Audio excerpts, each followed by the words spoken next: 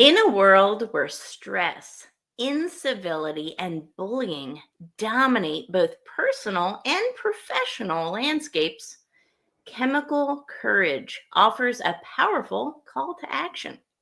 Confront the bully within to create a healthier and more compassionate world. Drawing from the deeply personal and authentic experiences of 70 anonymous contributors, James Zeigler explores a profound impact of bullying, Mm. whether it's internal and self inflicted or external. Our mental health, relationships, and workplace culture ultimately is going to be impacted by this internal bullying or external workplace culture that we've created and cultivated. So, James, I am really excited to bring you onto the show today because this is such a pertinent topic for everyone. James, thank you for being on the show. Hey, good morning, Tara. Thanks for having me. So, Chemical Courage. This is a Uh, really interesting book. And, you and I have talked extensively, about what went into this book, the contributors, your background story. mm, Bullying was something I went through big mm, time when I was in corporate and, in the workforce before I owned my own company. I have a strict anti-bullying, very pro-tolerance policy within my own organization that I run. But, we don't talk about the bully within. I mhm. think that's one of those really underrated things that kind of nobody talks about, but doesn't it always start with self, James? I do believe that that is true. It does always start within. We hear that voice, and bullies on the outside are super skilled at recognizing that for some reason. And Mm. it is a chemical, actually. It is cortisol. Cortisol is a stress chemical that I do think that there are certain people that have it high, have it low, and they can recognize those levels. And so what they do by recognizing those levels is they point out the weaknesses that your inner bully knows about and says, and now what about this? And what about that? And then you and that bully inside, your inner man, start to have a discussion and you get down on yourself. So yourself is getting down on yourself. Doesn't make sense, does it? It's interesting. I just recently watched it was really an interesting scientific study. So they took people, two different groups of people. One group had, well, they both had to smell shirts, right? So one of the shirts was from somebody who recently skydove, like did a skydiving, right? And he had sweat on his shirt. The Hmm. other person was from somebody who was just running on the treadmill, sweat on both of their shirts. They asked this group of people, these study participants, to smell the shirts. Hmm. What's interesting is the person who did skydiving, they asked them to smell their shirt. They got and received a fear response. Hmm. Whereas the other group, the one who had the control response of somebody running on the treadmill, they Yeah. received a neutral response. So apparently, Hmm. humans can actually smell fear. Exactly Yeah. what you're talking about. That's so interesting. Yeah. And it happens on the playground and it happens in the boardroom. Mm, yes. And in my life, I experienced it in both places, as many people do. What happened to me was that I got really tied up in the achievement kind of machine. More, get higher, get the next position, get to that place where you're the person at the end of the table and you're, you know, expecting this change in leadership being able to make a difference. And then that voice starts talking. And what caused me to write this book was really pretty much close to a nervous breakdown and months of therapy because I had pushed myself and my family away from me as I was pushing towards this prize that I thought was worth getting, and it wasn't worth getting. In fact, it was really uh, probably the impetus for a double pulmonary embolism on a Christmas Eve. Wow. And the doctor said to me, your cortisol levels are off the chart. They are so high, there's so much pressure on the right side of your heart that you've got minutes to live. We've got hundreds of clots in your lungs and your leg, and you got to have this procedure right now. But there was something about what he said. When he said your cortisol levels are off the charts, I thought to myself, what the heck is cortisol? I mean, I just had no idea. So I started to research this. And as I did, I found exactly what you were talking about. There's also a study that says that kids that are in school, they've tested these kids to find out what their cortisol levels are. Believe it or not, bully in and anybody could be a bully, right? Because you got a bully inside you. So this is not to be judgmental against a certain type of behavior or choices. These things happen in life. We all have our desires and wants that, yeah, you might want to one up somebody sometime along the way because your own desire. You see it in siblings and their rivalry as they're growing up, that sisters are sisters. Um, but what they found was fascinating, that the kids that were the ones that were the aggressors, I'm going to call them an aggressor instead of a bully because it's the behavior that they were choosing, had low cortisol levels, maybe even none. Also, people that are seeking thrills, like you said, skydiving. It's crazy, right? But it's so true.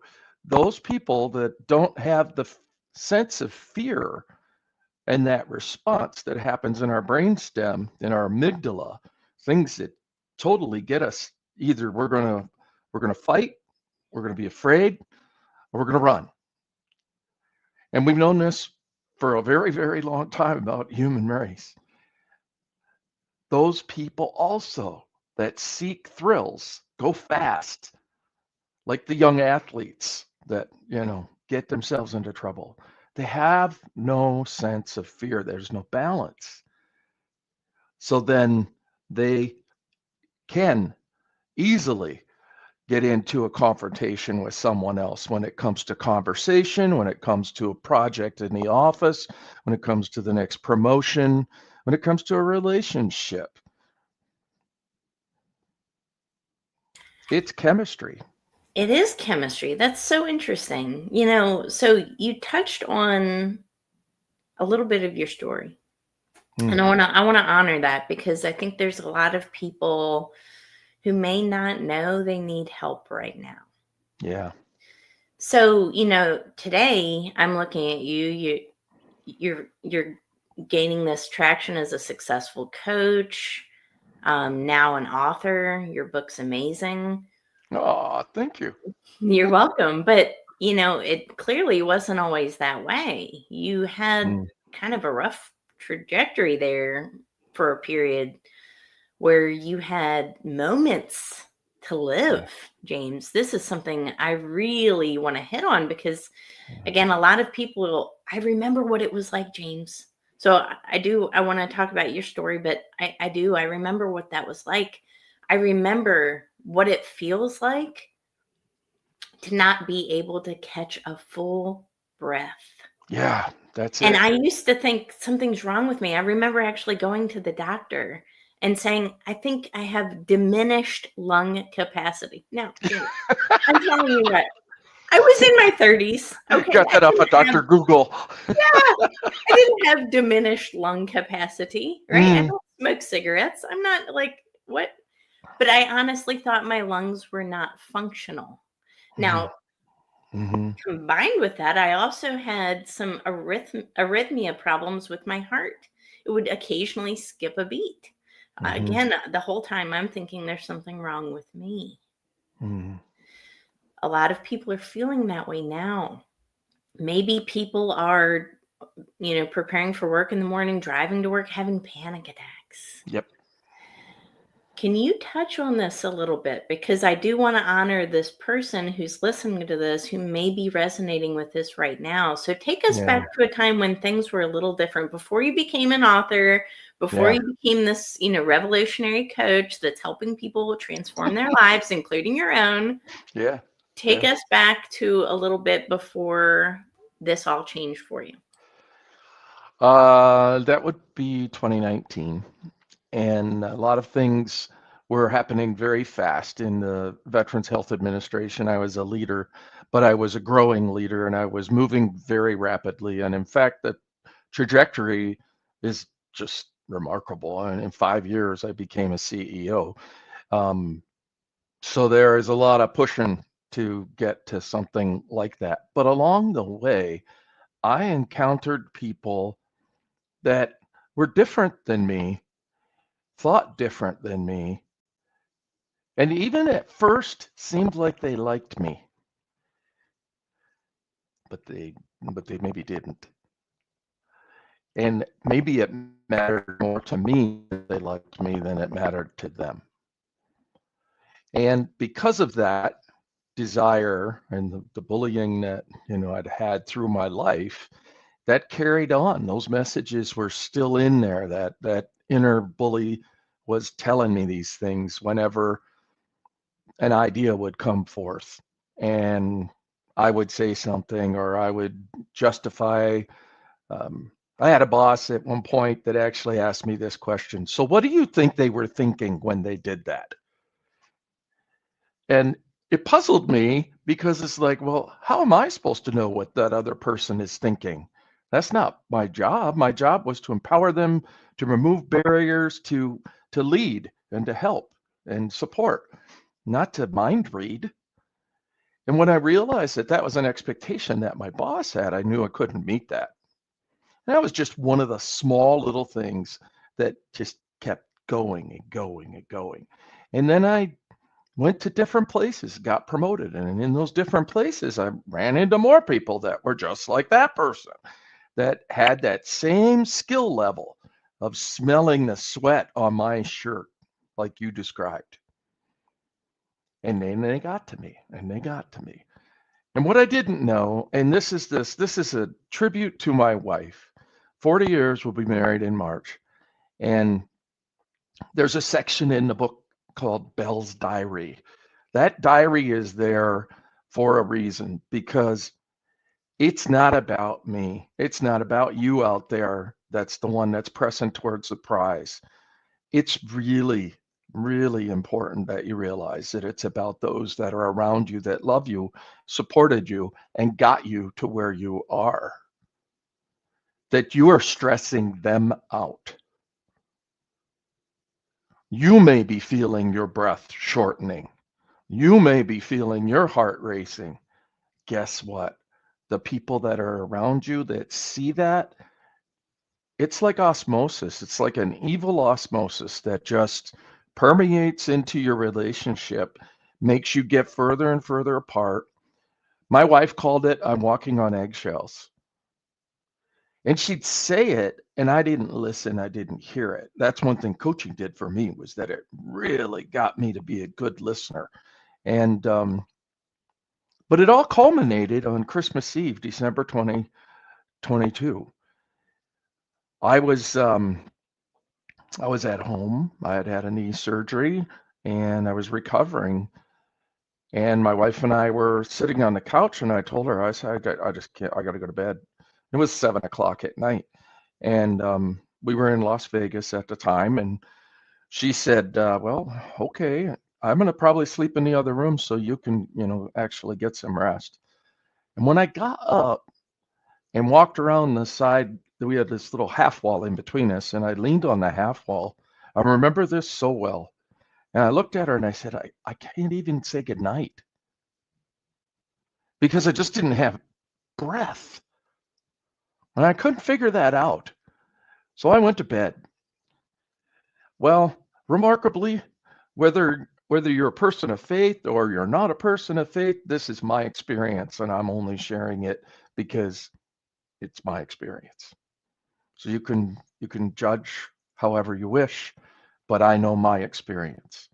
And my experience was that between about 11 o'clock and 1 o'clock in the morning, there was a presence, and an angel, I would call it, was in my bedroom and was telling me very audibly within my spirit or in my ears or whatever it was, but it was turn over, because every time I would lay on my right side really, really caused a lot of pain. And I felt getting pushed over to my left and call the hospital. Well, I'm a stubborn man, and I, was, an executive. I don't need to be told to do stuff like that. So I fought that until about 1 o'clock when I finally did get up, called the hospital, and the hospital said, "You're having a heart attack or pulmonary embolism." I didn't believe it. Nurse told me, "Go get your wife." So I did. We called, an ambulance came to the house. The ambulance did a test. There was nothing wrong with me. But we lived 4 blocks from a hospital that was the only hospital in all of Las Vegas that did this procedure for what I had to have done. So I got in the ambulance. 7 hours later, after being in ED and waiting and everything, I met this doctor. He happened to be a Christian. I didn't know that.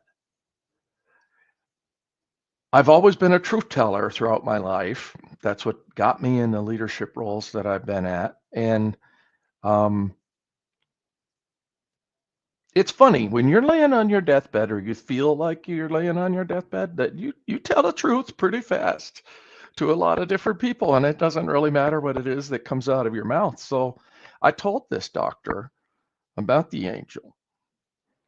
The doctor then told me he was a Christian, and he, on Christmas Eve, ordered an entire interventional radiology team, the CT scan, all of the surgeon, nurses, everybody that had to come in on Christmas Eve without even knowing. Then he did his tests, and then he found all the clots. And then I went in and I had the procedure and I came out. And after that, and this is for those of you that were like me, that stubborn streak of, aha, I'm invincible. I decided to go to the most difficult job I've ever had in my entire life. And I had to go there because it challenged me. It it impacted my integrity. It led me to where I am now. In a couple of months, I'm going to be a certified coach. I wrote a book. Never thought I'd write a book, and never thought I would write a book and people would read it. I think that's the most important part. But all these things that happen to us, they have definitely happened for a reason, and that reason is not for you to be great, but for you to be great with God. And that is what I have realized, is that my greatness is only going to matter if it's great for God. Wow. Such a profound story. So you were high-ranking executive, got all the way to the CEO level, right? Yep. I read in your book that you had thousands of employees. Yeah. 4,000? Is that right? At times, yeah. 4,000 employees. So I Yep. want everybody to understand this.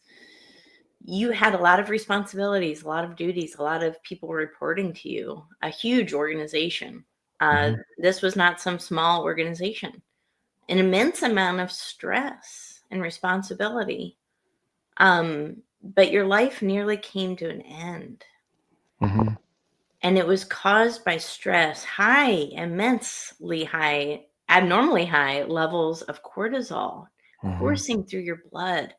And, when we think about cortisol, it has, as we've come about, as human beings have come about, it's helped us survive, right? Yeah, So, exactly. there was a point in time, gigantic animals, the saber-toothed tiger, right?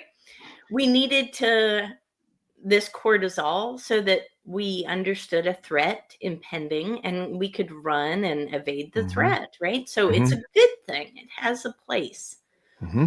But right now, the way our world is set up and designed, we don't have saber-toothed tigers hunting us. But what we do have are emails, our Yeah. executives hunting us, our boss, our bullying coworkers, or Hmm. the inner bully that resides within, which is a Yeah. big point for myself because I'm a big proponent on confidence, right? This is why the show is based on confidence. It's in the title of the show. Yeah. We all have this inner bully within, right? And this inner bully within, if left unchecked, can feel like an internal saber-toothed tiger, can't it, James? Yeah.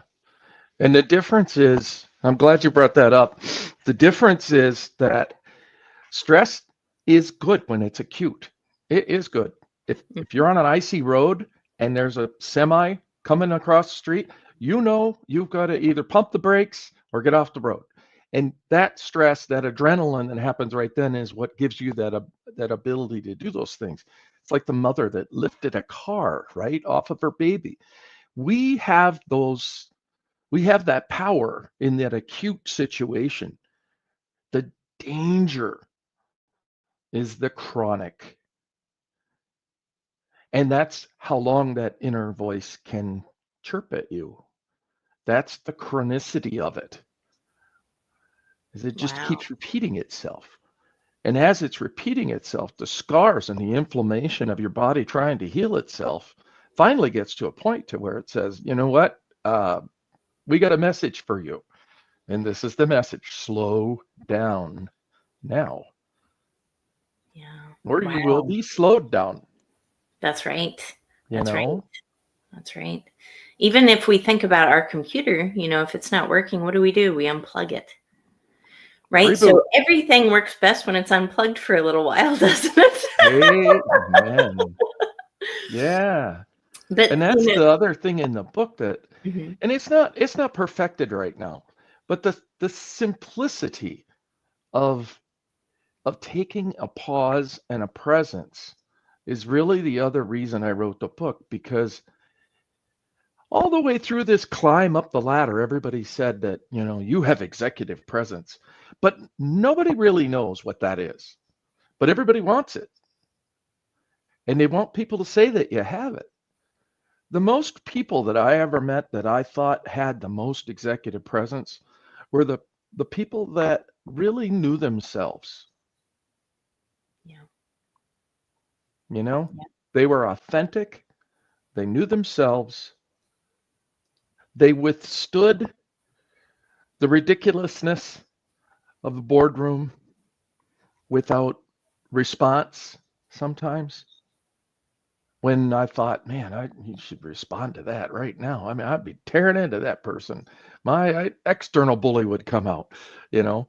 Um, but that's really what presence is about. So after every chapter, I have this thing called Presence Pause, and we're working on an application that you could actually use this thing on your phone to measure, like you said, sweat from a shirt, the cortisol level. So in the presence of the stressful situation, you can kind of just do a little silent touch and say, yeah, I'm. And the best medicine for all of this is one thing, and that is giving thanks, Mm. gratitude. Ooh. Truthfully, just taking, and it's in the plan that I have in there, taking just a couple seconds to say two things out loud, even if they're just under your breath. If you have to excuse yourself and go to the bathroom, do this, because gratitude brings you grace, which brings you peace, which brings you back to intellect, instead of being in your mammalian brain where you're about to fight, flight, or flee. And that was my problem. My problem was, and still is to this day, the propensity to freeze. Yeah. If somebody has got me up against the ropes and knows that my inner bully has been telling me this for my entire life, and then they do it, I freeze. I mean, there was a time I went to a conference at C-Suite for Christ, and I Mhm. sat in the parking lot because I didn't see anybody going in. I froze. I felt like, why am I here? I'm playing something that I'm not, and all the voices were just yakking. And I called a couple of friends. I said, look, I'm just taking a pause. I want to tell you, I'm thankful for you being my friend. And my friend Brian, he's like, that's the strangest thing anybody's ever done. Call me in distress and then thank me for being their friend. I'm like, yeah, but I needed to do it. And then he says, well, then go in there. And I did, and I met some wonderful people. But Yeah. that freezing could have, I could have just given into that inner bully and not listened to it, partnered with it, and then moved on. Because those things that we have that push against us actually do truly make us stronger and who we are. And when you can draw upon that and have a contract with that inner voice, how do I partner with you? You're right. I'm not the greatest speaker, you know? So how do I become a better speaker? What is it that you see that I could grow from? Actually having that inner dialogue with yourself and that inner bully is what I am proposing as the reframing that we could all do. And if we all do this one at a time, we'll change the world, man. Maya Angelou said that. It just takes one. I am only one. Edward Hale said that too. Same thing. I love that. So it's just a simple plan. It is. And this podcast is called Grasp Confidence, and GRASP stands for gratitude, responsibility, action, sight, purpose. So the first step for me developing confidence was the gratitude aspect. Yeah. Gratitude is the first step in almost anything. And I say that because gratitude is the law of increase. If we Mm-hmm. can find something, appreciate something about ourselves, about others that we're grateful for, you start to see the God in everything. You start to see the God in that other person. And there was an example of this.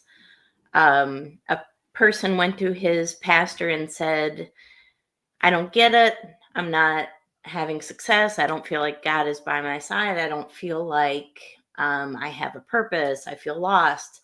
My job's not going well. ... Mm. And his pastor's challenge to him was, okay, for the next 7 days until we meet again, I want you to treat everybody as if they're God in disguise Mm. and have gratitude for that person, right? Go over and above. Treat every single person you meet as if they're God in disguise, right? Yeah. And he said, is that it? Yes, that's it. That's it, right? Yeah. So 7 days Is that later, it? is that it? Yeah. So 7 days later, he came weeping to him, and Mm. his life completely transformed. Why did his life completely transform? Because when you can find the God in everybody and find the gratitude for somebody and go above and beyond in service and in love for another person, and it starts Mhm. at home, right? Mhm. So how you greet your wife or your husband, how you treat your children, you know what? If you can find the gratitude in everybody and treat everybody as if they're God in disguise, you can also do that with yourself, right? And you Yeah. can say to yourself, you know what? Would I say this to God? Because honestly, we're our worst critics sometimes. I'm worthless, I'm fat, Mm-hmm. I'm ugly, I'm not attractive, I'm not smart Mm-hmm. enough, I'm not a good speaker, I'm not a writer. Is anybody even going to read my book? Is anybody going to listen to my podcast? Yeah. Why don't you start treating yourself a little bit better? Start having the gratitude and saying, you know what? I do have a voice worth sharing. I do have a story that's compelling that could help serve other people. Yeah. And You're when no you accident. Yes, and when you think about it from a level of service and gratitude, your life will be transformed in days, folks, days. Don't you agree, James? Absolutely. Absolutely. And you start to appreciate things like I read a book once called The Six Thinking Hats, which are, different color hats, and one's finance and one's pessimism and one's, optimism and all of those things. Whether it be in your family, on the playground, or in the boardroom, you're going to run into people that are wearing a different hat than you are. And if you can be thankful for that other hat and the thought that you're having in yourself, be thankful for that and and be curious about it. I think about one of the things I tell all my coaching clients in the very beginning is I ask them a question. I said, when was the first time? Well, I'll ask you, Tara. When was the first time that you saw a ladybug? A ladybug? Yeah, yeah. When the very first time that you saw a ladybug? Gosh, I don't know. I mean, I would have had to have been a little kid. Sure. Yeah. Yeah. So we'll say I used to have a garden when I was, growing up, and I Hmm. spent a lot of time in the garden. So I will say in the garden. In the garden. Sure. And was it a sunny day? Absolutely. Yeah, yeah. And where was the ladybug? On a flower petal. On a flower petal. And what did you do? Reached for it. And what did it do? Yeah, Climbed on yeah, my hand. it did. And then what did you do? Talk to it. Pet it. Wow, really? Oh, what did you say to it? You're beautiful.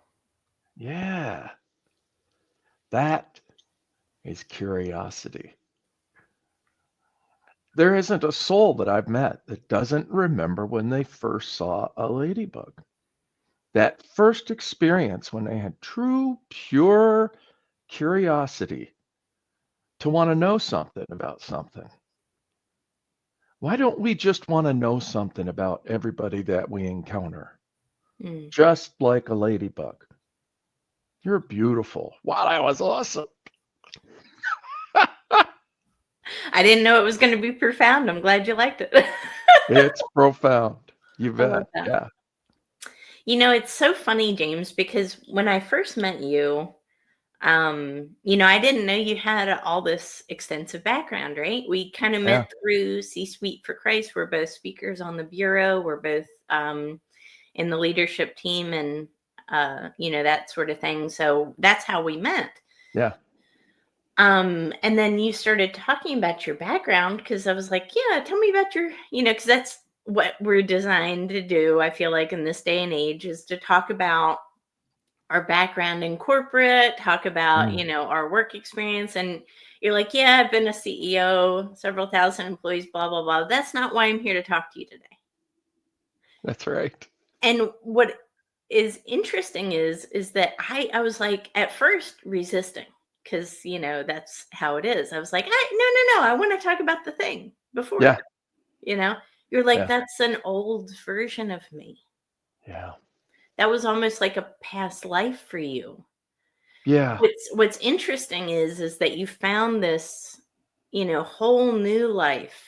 And while it's completely different than your previous life, your example and your analogy with this ladybug is interesting. It's a curiosity that keeps sparking you to continue this pattern of growth and of resilience and of self-awareness and empathy as well, Mm, and continual expressions and deepening relationship with gratitude, which is so interesting. I recently delivered a keynote for C-Suite for Christ about giving, and what was, I feel like, part of the talk that I delivered that was so compelling for people was when I realized that gratitude was something different than just an expression of thanks or just like things you do in the morning to check off a list and say you've done it.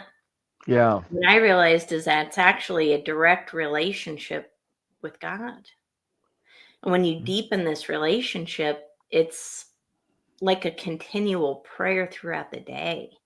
And honestly, I mentioned this in my keynote as well that, before I developed this relationship with gratitude, I was always vexed between these two scriptures. One that says you need to pray without ceasing, and the other that says faith without works is dead. And for the longest time in my life, I said, how can you pray all day and get anything done? That doesn't make sense. Right? We can laugh about that now. What was the answer to that question, I wonder? I didn't know. James, I didn't know what the answer was. Because I said, for my entire life, these are contradictory scriptures. Sure. And it wasn't until I hit my lowest point, like you're talking about, you had to go to the hospital, right? Mm. It wasn't until I hit my absolute lowest point that I didn't want to live anymore, that I was so crippled with anxiety and major depressive disorder that I thought I did not have a purpose. Mm-hmm. It wasn't until I hit that lowest point when I understood that in order to pray without ceasing, it's to have a continuous, devout relationship with gratitude. Yeah.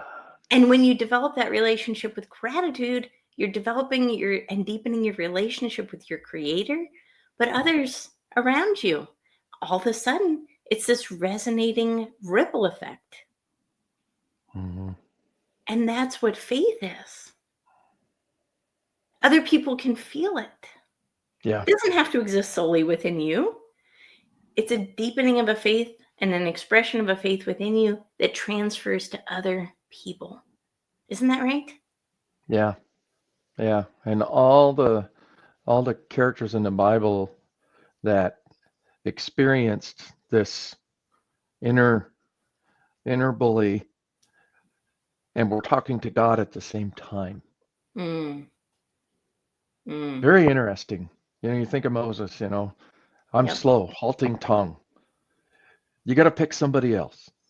You don't want me. I'm not a speaker. I've never led people. My family's all messed up. I mean, why would you want me to do this? All the while, God is countering with messages of grasping confidence. Yep. Mm-hmm. Yep.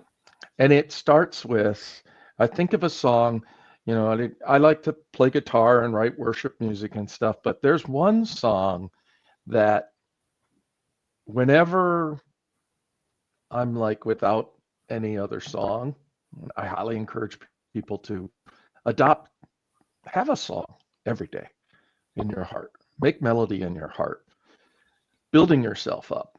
And this song is by a guy named Don Moen, long time ago. It's called Give Thanks.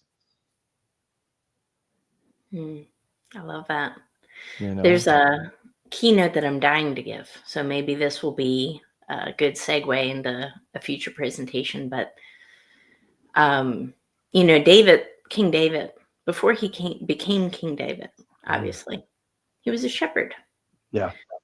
His brothers saw him as a shepherd. God saw a king. Yeah. God can see the potential within each of us.